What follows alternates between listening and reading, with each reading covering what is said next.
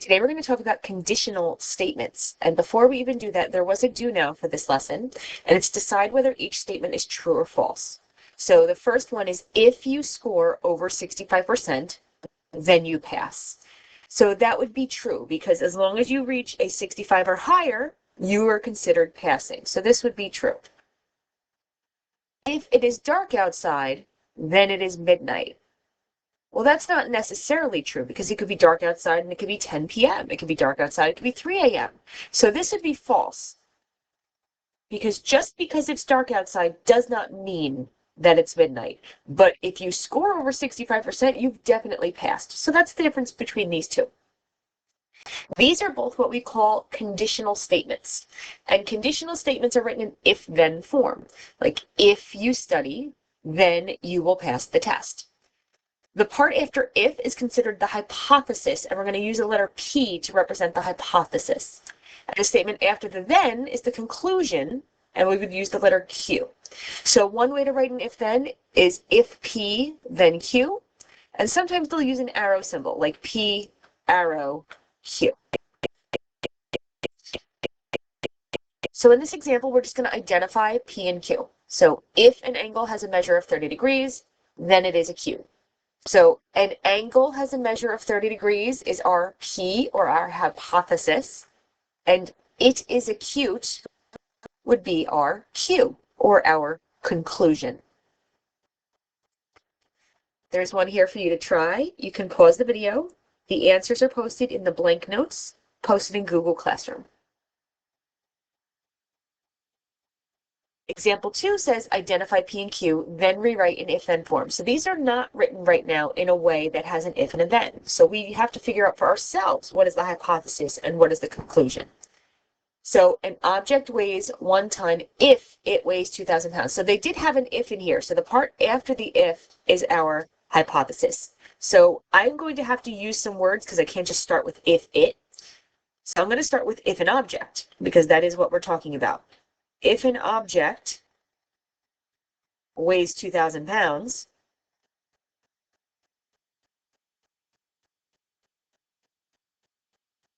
then, so the rest of our sentence would be about it weighing 1 ton. So then it weighs 1 ton.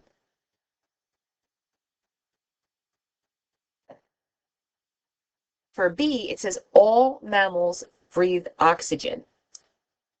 So the first part being that something is a mammal, and the second part being that it breathes oxygen, right? They're saying if something is a mammal, then it breathes oxygen.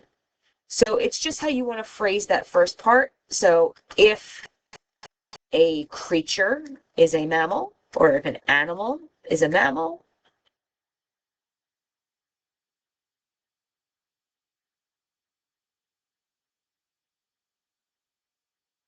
then it breathes oxygen.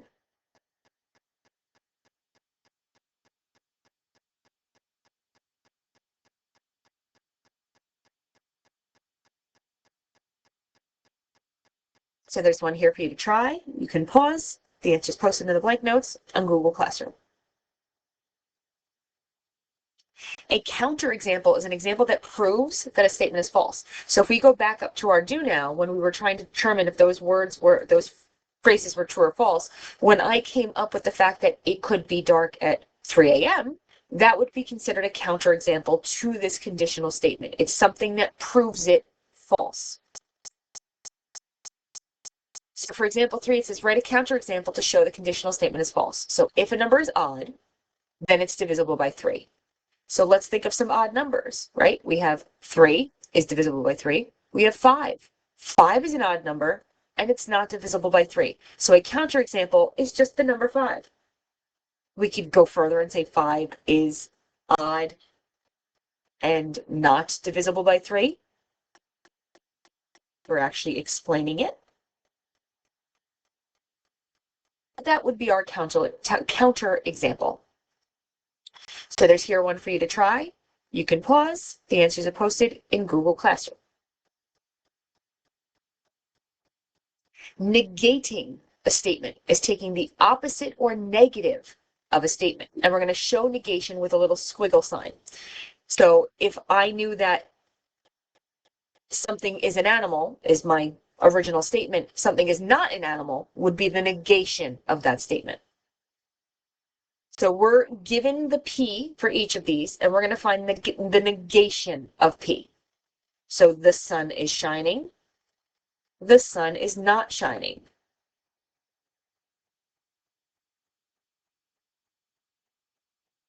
Mike loves baseball.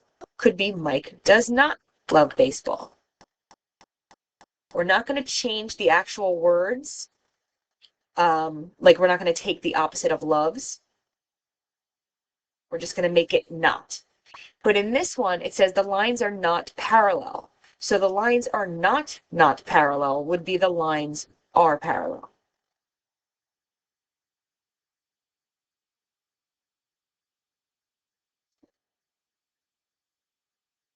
So there's one here for you to try. You can pause. Answers are posted in Google Classroom. So there are variations on the conditional statement. So if we had the conditional statement is if P then Q. Something called the converse is when you reverse the order of those statements. So if we started with if P then Q and now we rearrange it to if Q then P, that is the converse of the statement. The inverse is the negation of the conditional. So if the conditional was if P then Q, it's if not P, then not Q. And the contrapositive is the negation of the converse. So if Q, then P, if not Q, then not P.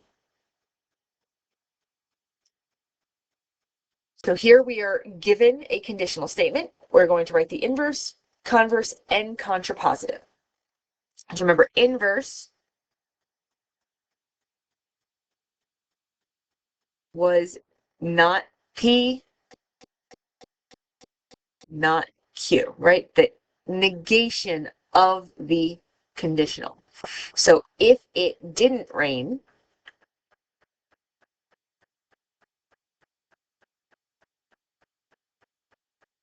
then the ground is not wet.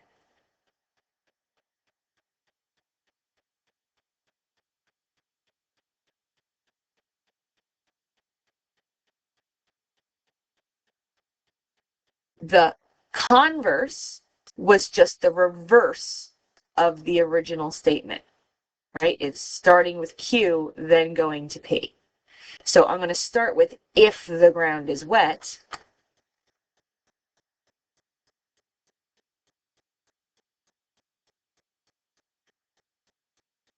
Then it rained.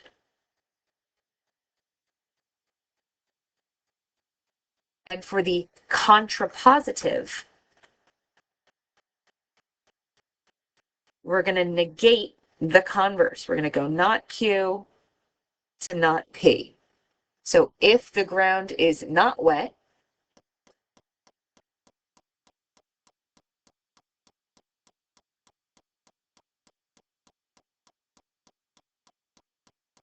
then it didn't rain.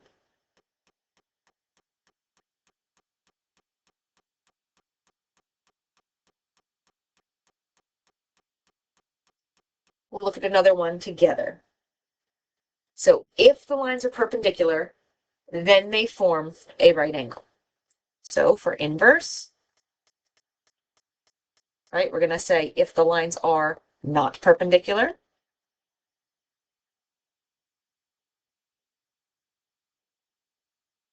I'm going to use the symbol here because I'm lazy, then they don't form a right angle.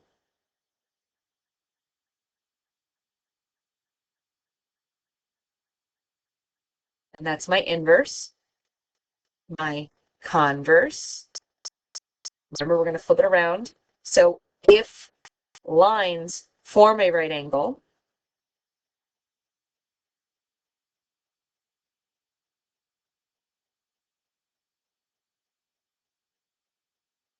then they are perpendicular.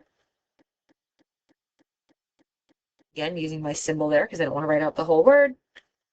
And my contrapositive, I'm going to even shorten that word right now, is the negation of the converse. So if lines don't form a right angle,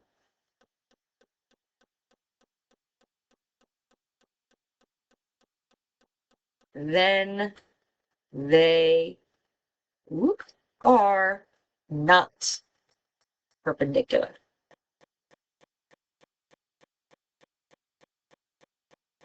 So here's one for you to try. You can pause, answers to post it in Google Classroom.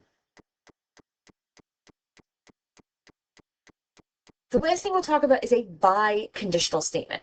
So a biconditional statement happens when a conditional statement and its converse are both true, and we combine them. And instead of saying if one thing, then the other, we say something if and only if the other thing. So P, if and only if. Q, which actually can be abbreviated to IFF, if and only if, or the arrow can go both ways. Because the order now really doesn't matter. It's a definition. A lot of math definitions are written as biconditional statements. So we are going to rewrite the definition of a right angle as a biconditional statement. If an angle is a right angle, then its measure is 90 degrees. So we're going to start with our P. So instead of starting with if, we're just going to start with an angle is a right angle.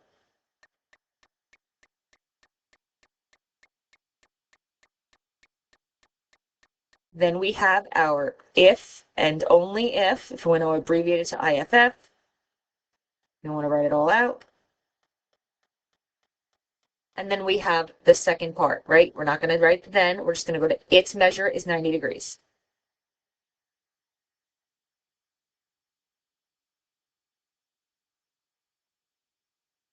So an angle is a right angle if and only if its measure is 90 degrees. So the last one for you to try, rewrite the definition of congruent segments as a biconditional statement. That is the end of our lesson on conditional statements.